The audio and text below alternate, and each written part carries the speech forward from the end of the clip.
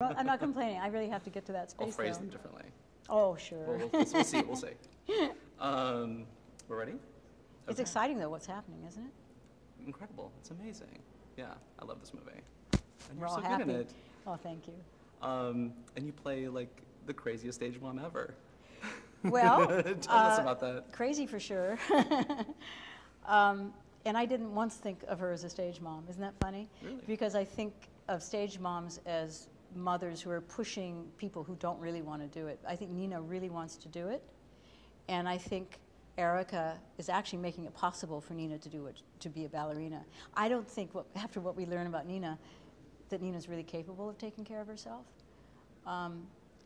So while she has totally dedicated her life to her and is obsessed with her and is vicariously living through her, she also adores her and wants what's best for her and is terrified about what's happening to her. And because of her own craziness, can't protect her very much, you know, but wants to. And I think Erica's really trying, really doing the best she can, but she's, you know, she's not the mother from hell, she's the mother in hell. That's a subtle but big difference. You know? Yeah. You've mentioned before that Darren had you write letters. Yes. Between you and Natalie. Tell me about that. Well, I was cast at the last minute, as I often am, and we had one day of rehearsal, and I had to go to London, and she began filming, and he wanted me to write 2 letters to her as Erica to Nina, and I did, and it was really a great suggestion. They wrote themselves. It just came out of me, and Erica started speaking, and it was this amazing, for me, door into the character. And Darren never read the letters, interestingly enough, and he picked the moments to give them to Natalie during filming. And what that did, aside from how much it helped me, was by the time we met up, because mine was at the end of the film, my section, we already had established a connection. And it was great, because we have to really quickly have this history between us and this symbiotic kind of ritualized life together, and that the audience has to feel instantly. And anything that would help us do that in the amount of time we had was incredible. It was a really inventive idea of his. And talk about working with Natalie.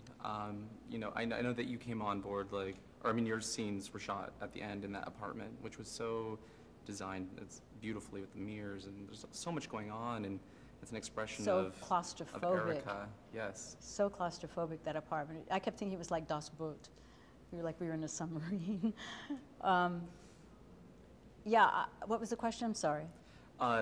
Working with Natalie, essentially, in that confined space. Yeah. Well, first of all, it was at the end of filming, and she had just done all the ballet, and I'm sure she was exhausted beyond belief, and she never showed it. And I honestly think, because the film is so low budget and the pressure was so strong, and if she hadn't been as professional as she was, I don't know if the film would have been done, certainly not in time. I was really admiring her a lot for all of that, because she was very willing and accessible and professional, always memorized, always prepared, never complaining, kind. It was really great, impressive, and easy to work with. Did you get a sense of her training that she'd gone through, like after? Well, I didn't get a sense of it. I mean, just I knew in her like physicality. I knew she. Well, I saw how thin she was, and I kept wanting to feed her. Yeah, I knew about it, so it wasn't a sense of it. I was aware of it.